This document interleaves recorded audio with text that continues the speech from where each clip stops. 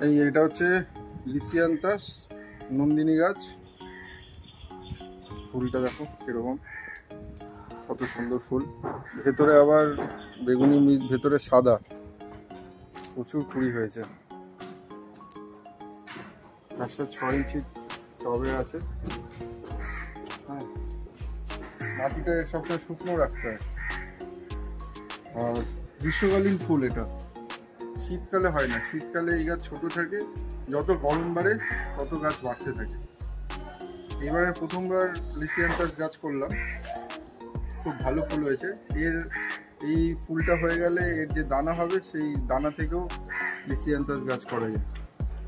ঠিক আছে, এর মাটিতে আমি কী দিয়েছি, নর্মাল মাটির সঙ্গে ভার্মি কম্পোস্ট, গোবর সার আর সিঙ্গেল সুপার ফসফেট মিশিয়ে আমি মাটিটা বিজ্ঞান সম্মত নাম লিসিয়ান্থাস। ঠিক আছে,